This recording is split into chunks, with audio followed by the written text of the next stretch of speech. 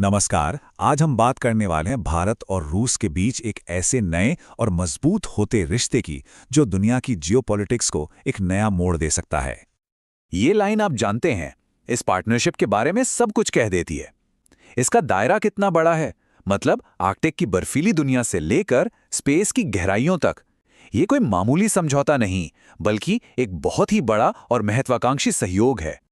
तो चलिए सबसे पहले इसकी बुनियाद को समझते हैं।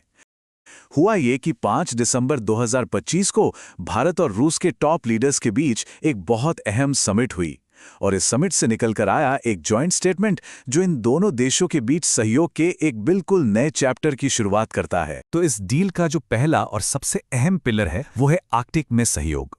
अब देखिए, आर्कटिक एक ऐसा इलाका है जो क्लाइमेट चेंज और नए शिपिंग रूट्स की वजह से स्ट्रेटेजिकली बहुत बहुत जरूरी होता जा रहा है, खासकर नॉर्दर्न सी रूट।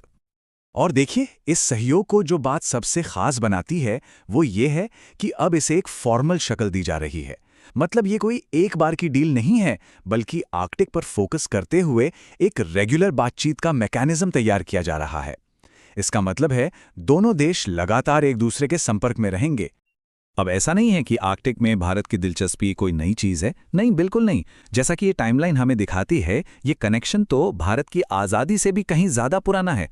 1920 में ब्रिटिश सरकार ने भारत की तरफ से स्वालबार्ड ट्रीटी साइन की थी और अब देखिए, एक सदी से भी ज़्यादा समय के बाद 2025 में ये नई पार्टनरशिप उसी ऐतिहासिक जुड़ाव को एक नई और मजबूत दिशा दे रही है। तो सवाल उठता है कि ये स्वालबार्ड ट्रीटी आखिर है क्या? असल में ये एक बड़ा ही अनोखा इंटरनेशनल एग्रीमेंट है। ये नॉर्वे को स्वालबार्ड पर शासन करने का अधिकार तो देता है, लेकिन साथ ही भारत जैसे दूसरे साइन करने वाले देशों को भी वहां फिशिंग, माइनिंग और साइंटिफिक रिसर्च जैसी एक्टिविटीज के लिए बराबर का हक देता है। आसान भाषा में समझे तो यही वो संधि है जो आर्कटिक में भारत की मौजूदगी का लीगल बेस है। चलिए अब बात करते हैं दूसरे पिलर की जो इस पार्टनरशिप को और मजबूत बनाता है, और वो है न्यूक्लियर एनर्जी। ये एक ऐसा फील्ड है जहां भारत और रूस की दोस्ती दशकों पुरानी है, लेकिन अब इसे भविष्य के लिए और भी गहरा किया जा रहा है। तो ये न्यूक्लियर डील सिर्फ किसी एक चीज तक ही सीमित नहीं है। इसमें बहुत कुछ शामिल है, जैसे कि कुडनकुलम प्लांट को लगातार सपोर्ट देना, नई पावर यूनिट्स बनाना, भारत में एक और न्यूक्लियर प्लांट के लिए जगह की पहचान करना, और तो और भविष्य के लिए एडवांस्ड रिएक्टर्स पर मिलकर काम करना। ये एक पूरा कॉम्प्रिहेंसिव रोडमैप है। और इस पूरे समझौते के सेंटर में है कुडनकुलम प्रोजेक्ट। ये भारत रूस न्यूक्लियर सहयोग का एक बहुत बड़ा सिंबल है। दोनों देश इस बात पर सहमत हुए हैं कि इस साइट पर बची हुई पावर यूनिट्स का काम तेजी से पूरा किया जाएगा, जिससे भारत की एनर्जी सिक्योरिटी को और बल मिलेगा। बातचीत में आपने अक्सर वीवीआर रिएक्टर का जिक्र सुना होगा। अब ये कोई कॉम्प्लिकेटेड चीज नहीं है, ये बस एक खास तरह के न्यूक्लियर रिएक्टर का नाम है जिसे रूस ने डिजाइन किया है। ये जानना इसलिए जरूरी है क्योंकि इससे हमें ये पता चलता है कि इस पार्टनरशिप में कौन सी खास और एडवांस टेक्नोलॉजी शेयर की जा रही है। और अब आते हैं तीसरे पिलर पर जो हमें सीधा सितारों की दुनिया में ले जाता है, और वो है स्पेस कोऑपरेशन। जी हाँ, ये पार्टनरशिप सिर्फ जमीन तक ही सीमित नहीं है, इसके इरादे तो हमारे एटमॉस्फेयर से भी कहीं आगे के हैं। तो यहाँ पर दो बड़े प्लेयर्स हैं, एक तरफ भारत का मशहूर इसरो और दूसरी तरफ रूस का तजुर्बेकार रोसकॉमोस। और इनका एक साझा लक्ष्य बिल्कुल साफ है, शांतिपूर्ण कामों के लिए स्पेस के इस्तेमाल में अपनी पार्टनरशिप को और मजबूत करना, फिर चाहे वो सैटेलाइट नेविगेशन हो या दूसरे ग्रहों की खोज। तो इन सब का मतलब क्या निकलता है? चलिए इन तीनों हिस्सों को जोड़कर देखते हैं कि असल में ये बड़ी तस्वीर है क्या और इसका रणनीतिक मतलब क्या है। तो कुल मिलाके ये पूरी पार्टनरशिप 3 मजबूत पिलर्स पर खड़ी है। पहला है आर्कटिक, जहां दोनों देश नॉर्दर्न सी रूट पर अपनी पहुंच और प्रभाव को मजबूत कर रहे हैं। दूसरा है न्यूक्लियर, जो एनर्जी सिक्योरिटी को पक्का करता है। और तीसरा है स्पेस, जो भविष्य की टेक्नोलॉजी में साथ मिलकर आगे बढ़ने का रास्ता तैयार करता है। और यहीं से एक बहुत बड़ा सवाल खड़ा होता है कि जैसे जैसे आर्कटिक, न्यूक्लियर और स्पेस में ये सहयोग और गहरा होगा, ये ग्लोबल स्टेज पर पावर और इन्फ्लुएंस के मैप को किस तरह से बदल सकता है।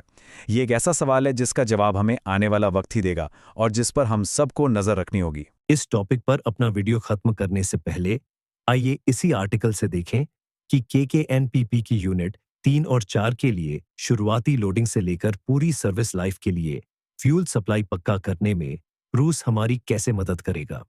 हाल ही में एक खास विमान ने एक ऐसी डिलीवरी की है जो भारत और रूस के बीच के दशकों पुराने रिश्ते में एक नई जान फूंकने वाली है।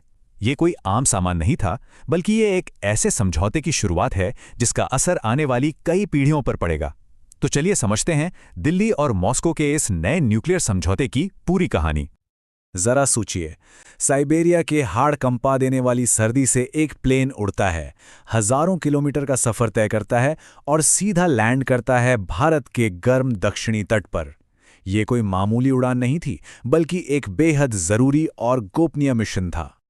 तो सवाल ये उठता है कि आखिर इस प्लेन में ऐसा क्या था जिसे इतनी कड़ी सुरक्षा में लाया गया, और क्यों एक मामूली सी दिखने वाली डिलीवरी इतनी बड़ी खबर बन गई है। तो चलिए इस राज से पर्दा उठाते हैं। ये जो डिलीवरी है ना, ये सिर्फ कोई सामान नहीं है, बल्कि एक बहुत बड़ी, बहुत लंबी साझेदारी का पहला कदम है। तो इस कार्गो के अंदर था बेहद एडवांस्ड न्यूक्लियर फ्यूल, और ये फ्यूल खास तौर पर भेजा गया था तमिलनाडु के कुडनकुलम न्यूक्लियर पावर प्लांट के लिए, जहां एक नया रिएक्टर तैयार हो रहा है। उसकी पहली लोडिंग, मतलब शुरुआत, इसी फ्यूल से होनी है। और मजे की बात तो ये है कि ये सिर्फ पहली खेप है, ऐसी कई और आने वाली हैं। अच्छा, ये न्यूक्लियर फ्यूल सुनने में थोड़ा कॉम्प्लेक्स लगता है ना?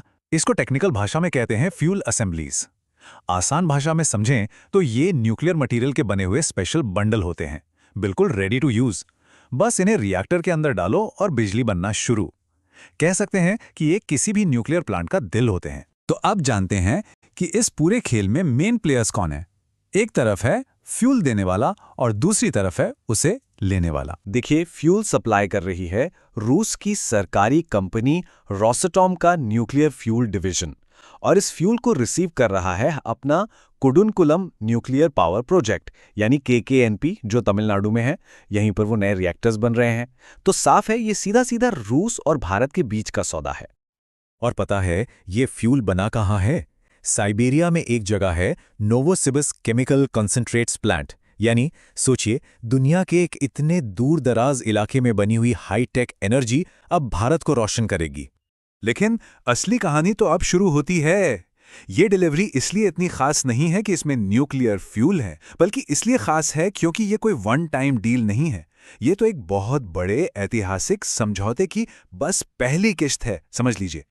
और इस समझौते का सबसे बड़ा पॉइंट इस एक लाइन में है कि रूस कुडनकुलम की यूनिट 3 और 4 को उनकी पूरी सर्विस लाइफ तक फ्यूल देगा। मतलब जब तक ये रिएक्टर चलेंगे तब तक फ्यूल रूस से आएगा। सोचिए जरा, ये कितना बड़ा कमिटमेंट है। तो इस पूरी डील का टाइमलाइन देखते हैं। स्टेप 1 2024 में इस पैक्ट पर साइन हुए। स्टेप 2 साइबेरिया में इसका प्रोडक्शन शुरू हुआ। स्टेप 3 अभी इसकी पहली डिलीवरी भारत पहुंच चुकी है। और इसके साथ ही स्टेप 4 एक ऐसी life time supply chain active हो गई है जो आने वाले कई दशकों तक भारत को एनर्जी देगी। तो ये जो पूरा लाइफ टाइम का पैक्ट है, इससे 2 नए न्यूक्लियर रिएक्टर्स को पावर मिलेगी। और इसका मतलब ये है कि ये दोनों रिएक्टर्स अपने पूरी जिंदगी फ्यूल की टेंशन से आज़ाद हो गए हैं। ये भारत की एनर्जी सिक्योरिटी के लिए वाकई एक बहुत बड़ा, बहुत सॉलिड कदम है। तो चलिए अब इसके बड़े पिक्चर को समझते हैं। सवाल यह है कि आखिर इस डील के मायने क्या हैं, क्योंकि यह सिर्फ फ्यूल की खरीद फरोख्त से कहीं आगे की बात है। तो देखिए, इसके मोटा मोटी 4 बड़े मतलब निकलते हैं। पहला, ये भारत के लॉन्ग टर्म एनर्जी फ्यूचर को सिक्योर करता है। दूसरा, ये रूस और भारत के बीच जबरदस्त हाईटेक कोलैबोरेशन को दिखाता है। तीसरा, ये दोनों देशों के पुराने स्ट्रैटेजिक रिश्ते को और गहरा और मजबूत बनाता है। और चौथा, न्यूक्लियर एनर्जी जैसे सेंसिटिव सेक्टर में ये दोनों देशों के बीच के अटूट विश्वास को दिखाता है। तो इन सब बातों का निचोड़ क्या है? यही कि वो जो एक कार्गो फ्लाइट आई थी ना, वो सिर्फ एक फ्लाइट नहीं थी। वो असल में एक ऐसे एनर्जी और पॉलिटिकल रिश्ते की शुरुआत है जो कुछ सालों का नहीं, बल्कि कई पीढ़ियों तक चलने वाला है। और ये पूरी घटना आखिर में हमें एक बड़े सवाल पर लाके खड़ा कर देती है। आज जब पूरी दुनिया एनर्जी सिक्योरिटी के लिए जद्दोजहद कर रही है, तो क्या इस तरह की लॉन्ग टर्म न्यूक्लियर पार्टनरशिप्स ही हमारे ग्लोबल फ्यूचर को शेप करने वाली है? इस पर सोचना जरूरी है। वीडियो देखने के लिए बहुत धन्यवाद।